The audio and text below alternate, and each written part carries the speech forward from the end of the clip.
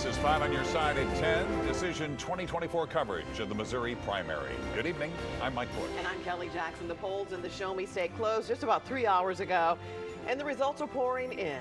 We have 5 live crews spread out across the state, from Springfield to Jefferson City and here in St. Louis, covering the big races for you tonight. Let's start with a race that's gained national attention. Congresswoman Cori Bush, a progressive member of the squad, being challenged by St. Louis County Prosecutor Wesley Bell and former state lawmaker Maria Chappelle Nadal. And as you can see right now, Wesley Bell in front by 10% right now over the incumbent Cori Bush. And Democrats have held this seat for 75 years, meaning tonight's winner will likely go on to win in November. Justina Coronel is at the Congresswoman's watch party downtown. Brent Solomon is live with Wesley Bell supporters. Brent. Good evening to you. We are here at the Wesley Bell watch party, and I tell you what, it appears that he may have just walked into the building. Everyone here has been waiting. We're going to listen in to see what the camp is saying right now. So let me get out of the way and show you this. St. Louis City, St. Louis County. We're here. I need to see all those signs up high in there. I need to see all the signs up high in the air. A lot of hard work has been put into this campaign. There have been some non-believers. And then there are the believers. All right, so for those of you who might not have a clue who I am DJ. Okay, so DJ Cut all day. So definitely been rocking with Wesley since he was running for council person. And to see this moment right here with all of us together, make some noise for yourselves. Make some noise for yourselves. For the candidate who's running for Congress, to hear what he says, early indications show that he has a slight lead tonight. We'll keep you posted. But for now, let's turn it over to my colleague, Justina Cornell, who's watching the Cori Bush watch party. Hey there, Justina. Yeah, Brent, so right now we're waiting for Congresswoman Cori Bush, of course, pending those results. St. Louis Mayor Tashara Jones actually just walked in a couple of minutes ago, went on stage and said she's actually going to sit in the corner and pray. Now, there's been a ton of loud music. We have live performers right now. There's been a lot of dancing. But of course, that tune changed within the last hour or so as people have been glued to their phone looking at those results. Now, the video on your screen is what it looked like inside the venue here in downtown St. Louis tonight, with multiple supporters rocking purple for the incumbent Congresswoman. Now, as people packed the room, many also looked at those results, like I mentioned. Well, not all the votes are in. For now, we're seeing Cori Bush lost support in St. Louis County. In St. Louis City, it seemed to where she picked up steam, but was it enough? Well, we'll learn soon. Now, Bush is a progressive member of the squad in the House, and if she loses, this would be the second member of the squad losing in a primary this year.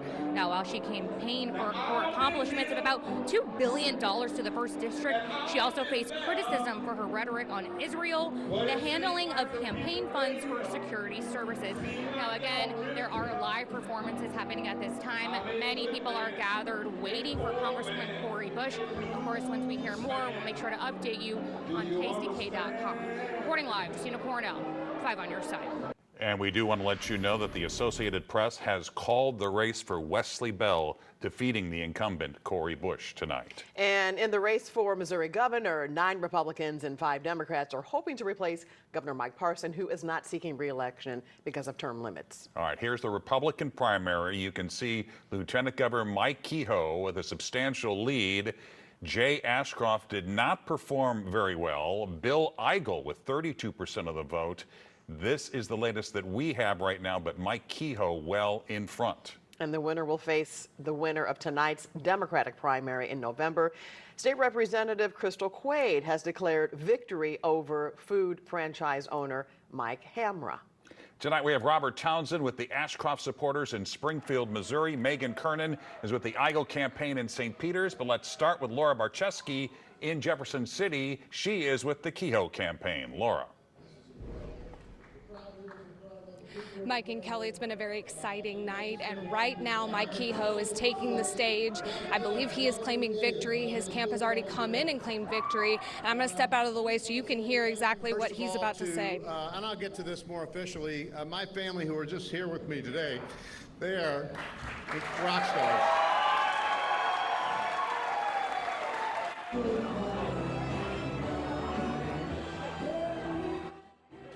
Many of you were here with us at that time.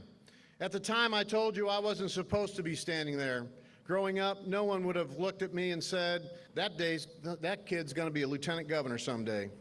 Well, America's a great place, isn't it? The son of a single mother from North St. Louis who had to start working when I was 12 to help support his family. That kid grew up to become a businessman, a state senator, a lieutenant governor, and now the winner of the Republican nomination for governor of the great state of Missouri.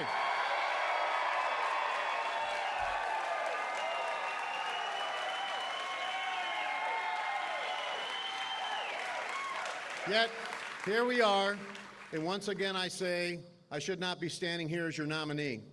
15 months ago, people said we couldn't win. Our own polling showed us 35 points and an underdog.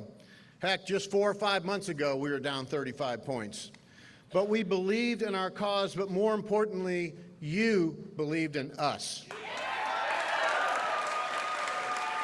And so many people around Missouri that are here tonight, including our veterans, our firefighters, our policemen, farmers and ranchers, they all believed in us too. So we ignored the naysayers, we traveled the state, we showed up everywhere, we met and listened to tens of thousands of Missourians. And tonight, we showed that hard work still pays off. And that what you do is way more important than what you say. And we proved once again the American dream is still alive. I would not be standing here today without the grace of God and my family. My mom, who is our family's hero, and my siblings, John, Maureen, and Peggy, who are here tonight. Kathy is fighting somebody named Debbie down in the Florida panhandle somewhere. My wife, Claudia, she has been an incredible partner on this crazy journey. She has been by my side.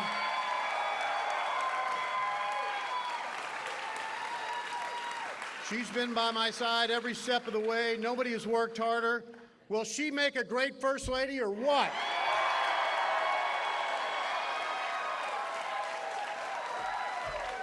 Our 4 kids, Carol, Michael, Maggie, and Claire, thank you for the sacrifices you have made to help us get here today. And the new guy, our son-in-law, Scott, I'm sure none of you signed up for all the craziness of a campaign. I also have to recognize the Sinclair family. My life would be very different today without the years of their guidance. I've been blessed to have a great team. Thank you to campaign manager for leading a great campaign. Hey there, we are back here in the Kehoe camp, and he is claiming victory. He's very excited. But let's head over to Robert Townsend, who is in Springfield with the latest on his campaign there with Jay. Hey there, Laura. I can tell you this. Right now here in Springfield, the atmosphere is very low-key. Jay Ashcroft all but conceding. His speech was given right here at this podium here. You see it's empty right now because he walked off about 30 minutes ago with his wife, Katie, by his side. But again, he was very dismal and very low-key, all but congratulating, quote, Lieutenant Governor Mike Kehoe on his big win tonight. Again, dozens of his supporters supported him. They were gathering here. His wife, his 82-year-old dad originally was going to be here, but he did not show up. But again, just about 30 minutes ago, Jay Ashcroft delivering his concession speech. Let's listen in. I wish him well. I pray that God will bless him, that God will bless him in his time as governor, because I think that's good for the state. And I'm thankful that I even got this close.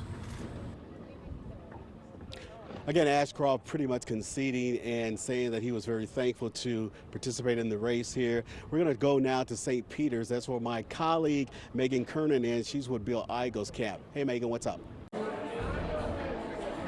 Hey, Robert. Well, as we were going on the air just about 11 minutes ago, State Senator Bill Eigle did concede in this race. Now, you can see him behind me. He's here shaking hands and hugging some of his supporters. I do have to say, the mood really hasn't changed much. Even after he did concede, it's still full of energy. There's been music, and it's still pretty much a full house in here, as it's been the entire night. Many people have packed the entire room here. Every table has been full here, as his supporters have just been cheering him on. Now, Eigel has been, in the steady second place throughout the entire race as the results have trickled in.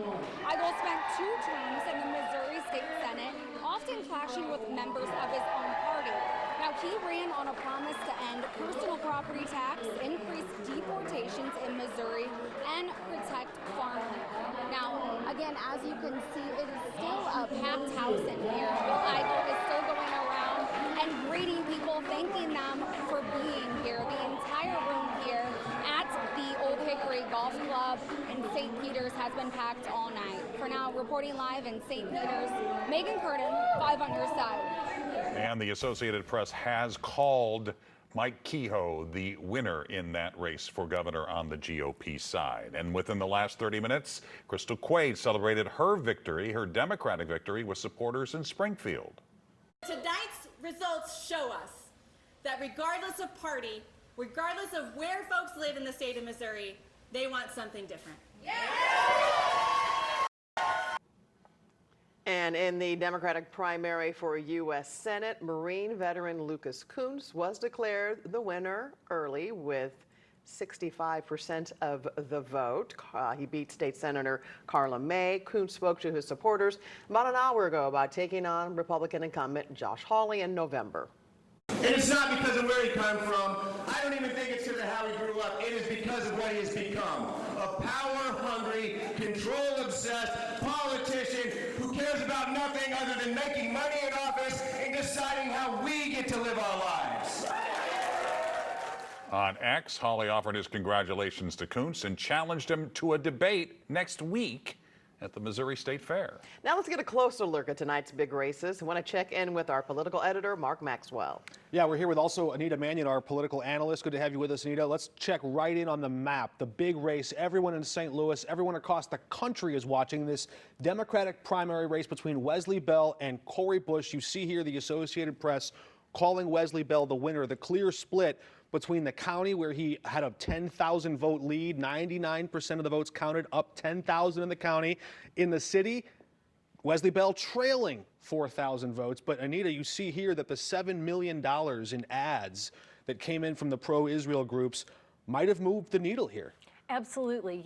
6 years ago in August, we were calling a race for this insurgent Wesley Bell who won an upset Democratic primary. But this time he was the well-funded candidate who ran these ads that proved to be effective. Both Wesley Bell and Cori Bush grew to power, grew to local fame after the Ferguson uprising. Now approaching the 10-year anniversary, Cori Bush falls to Wesley Bell. She became the activist outsider, agitator, somebody who made people in power uncomfortable. Wesley Bell took that different path, going into power, into a prosecutor's role to try to reform the system from the inside out. He now appears in the catbird seat to go on and win in November. And we have here again the breakdown. Bill Eigel just really pushing Jay Ashcroft out of that second position. And I mean, who saw this coming?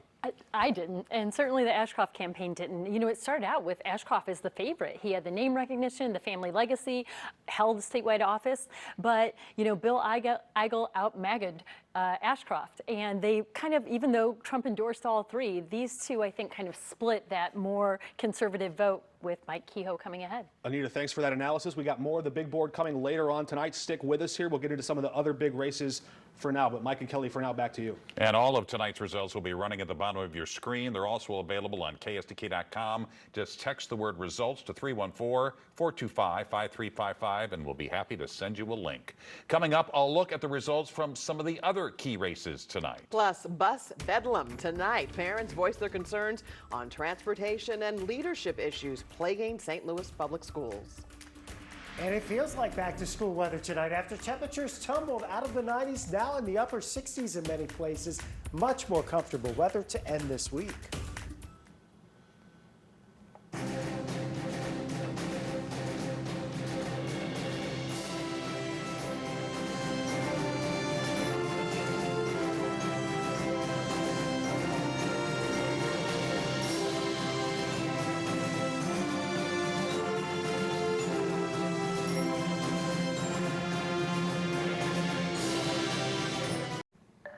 Just hours ago, concerned parents with St. Louis Public Schools got the chance to air their grievances over the district's transportation issues. Yeah, this comes less than 2 weeks before students head back to school while the district deals with turmoil over its leadership and budget. 5 on your side's Annie Krall is just back from that meeting. Annie. Even before the board put Superintendent Dr. Keisha Scarlett on temporary leave, the biggest concern for parents this summer is how the district plans to get more than 15,000 students to school this year. More than 100 people, including parents and transportation vendors like Metro Transit, gathered at Vashon High School tonight to discuss solutions in the wake of Missouri Central canceling its contract, which provided 230 bus routes. One solution is to give nearly 1,700 high school students Metro passes. Meeting attendee Latanya Campbell is frustrated. Her family has decided to drive their 13-year-old freshman granddaughter to Gateway High School every day instead of taking MetroLink. I'm really afraid. I'm afraid because it was a killing on the bus last year on the public transportation. Innocent bystanders got hit. That could have been me. That could be my granddaughter this year. Putting everything into an algorithm and finding the best ways to do it through technology. Other ways we're doing it is asking families who maybe don't use our transportation but have kind of held a spot to go ahead and opt out of that transportation. You have to move fewer kids, you have fewer routes. SLPS spokesman George Sells says he couldn't comment on our questions about the status of the superintendent situation. The state auditor is coming to St. Louis on Thursday after calls by Mayor Tashara Jones asked to look into how the district went from a $17 million surplus to a projected deficit of $35 million. All right, Annie, thanks. Back now to the Missouri primary. Several more results coming in the Republican primary for Missouri Attorney General. This was never close tonight. Andrew Bailey running for his first full term after being appointed by Mike Parson in 2022, handily beats former Trump attorney Will Scharf. 63 to 37% is the current vote. And in the Republican primary for Missouri's 2nd Congressional District, incumbent Congresswoman Ann Wagner won the nomination against real estate broker Peter Pfeiffer. As you can see, about 65 to 35% right now. And Wagner will now face Riverfront Times founder Ray Hartman in November after he won the Democratic nomination just about an hour ago against his opponent, Chuck Summers. In the GOP primary for Missouri's 3rd Congressional District, Washington University grad and former state senator Dr. Bob Onder on this graphic shows he's up 47 to 38% over Kurt Schaefer, the former state senator. And the winner of that race will face Bethany Mann, who won the Democratic primary against runner-up Andrew Daley. Mann worked as a tech specialist before entering politics. All right, and St. Louis County Prosecutor Wesley Bell is addressing supporters right now. Like so many other campaigns, making my case, making my arguments, fighting back the attack ads. And let me tell y'all, negative stuff on social media, it does not faze me. It doesn't bother me.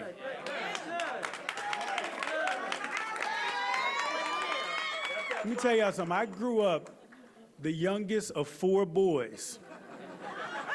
So there is nothing that you can say on social media that I haven't already heard. So my brother Vincent here, he's the oldest. And so, I mean, you talk about being called everything but a child of God. And then my friends, Ken, Clay, Floyd, like, Like, I'm used to getting talked about on a regular. That's what we do. And I actually happen to believe, though, that, you know, running a positive message is the right thing to do.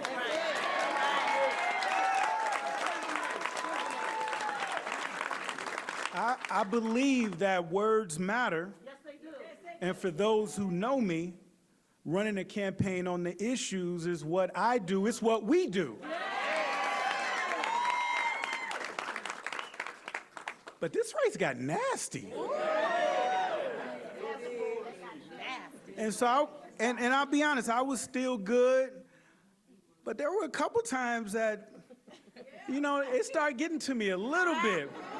Hold up. That receipts commercial? I was like, all right, I'm gonna have to prosecute this dude with something, because that was pretty good. I gotta give it to him. But, and so I, you know, in your mind, you can't help the thoughts that come in your mind. So you start thinking about, man, maybe I should respond negatively. And hold on, I'm telling a story. Let me get there. But, you know, and so, yeah, the thoughts came to mind. And you're you know, hearing a live look from Wesley Bell's campaign, winning against incumbent Congresswoman Cori Bush. But, you know, Let's check in with Chief Meteorologist Scott Connell. He is here with the weather impact forecast, and the heat is gone. The heat is gone. The big impact tomorrow, you may actually need a jacket heading out the door. Kind of cool across the area tonight. The clouds rolled in, some patches of drizzle here and there. Look at our temperatures right now. They are in the 60s after being at 96 this afternoon. A lot of low clouds are going to stick with us overnight tonight into the first part of tomorrow. But this weather system is allowing the cooler air to filter our way. And Tropical Storm Debbie, with its 40-mile-per-hour winds, still just kind of off the coasts of South Carolina and Georgia, and it's not moving very quickly at all. Doesn't have any impact on us, though. 69 now at Lambert. We have had some patches of drizzle, very light rain. We were up to 96 this afternoon. 69 is our new low temperature for the day, and in the record books, we will get a trace going down for precip today. Hey, 60s tomorrow morning. You walk out the door, it's breezy. Winds are out of the north at 10 to 15. They may be a little gusty. Clouds dominate throughout the day tomorrow until we get to the mid to late afternoon. And then we should break those clouds up just a bit as we head towards Thursday, Friday, Saturday, and Sunday. Lots of sunshine's on the way for us. By the time we get to Monday and Tuesday, we'll bring back the chance for some scattered showers and thunderstorms. Look at this comfortable weekend ahead. You're watching 5 on Your Side at 10. And we have a story on a guy who was once called the world's fastest man, and he calls St. Louis home, and the Cardinals broke out the big bats. And this is a special moment in the second inning. Victor Scott with his first big league homer, a 2-run shot, and we are tied at 2. Still in the second, it's that man again, Tommy Pham, another 2-run homer, and the Cardinals led it 4-2. There was drama in the ninth with Ryan Helsley, but he got the final out, and his 35th save. Cardinals win it 4-3. Before there was Carl, Usain, and Noah, there was Ivory. The 5'5", 145-pound Ivory Crockett had warp speed. Let's go back in time and look at the Webster Groves bolt of lightning on the track.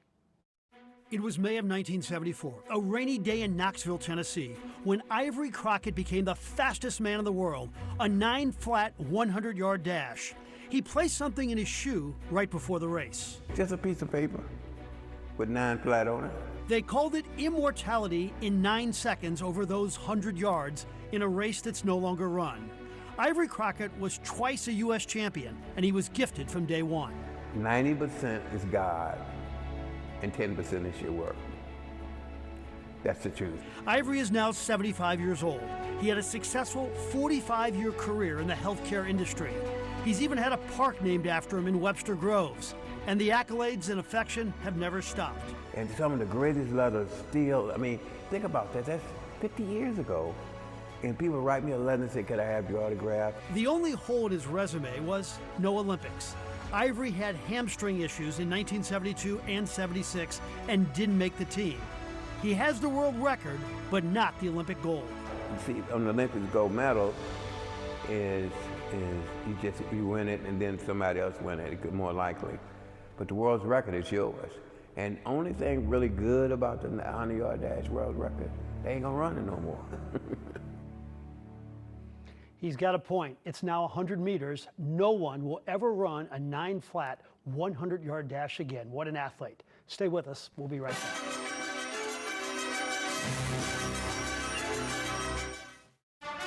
At 10:35, we'll head back to the Paris Games with skateboarding and sport climbing. And tomorrow, you'll have 2 opportunities to watch St. Louis native Freddie Crittenden running the 110-meter hurdle semis. You can watch live at 11:45 a.m. and we'll replay it in prime time. Here's a recap of tonight's big races in the Missouri primary. St. Louis County Prosecutor Wesley Bell upsetting Congresswoman Cori Bush in the Democratic primary for Missouri's 1st Congressional District. In the race for governor, Mike Keogh claiming victory for the GOP. He'll take on the Democrat Crystal Quaid in November. All of tonight's results are running at the bottom of your screen, also available on KSDK.com. You can text the word results 314-425-5355 and we'll send you a link. And there you have it, 5 on your side at 10. NBC's Olympics coverage continues next with Late Night in Paris. Be sure to catch Rennie Knott live reports from the City of Lights on Today in St. Louis beginning at 4 a.m.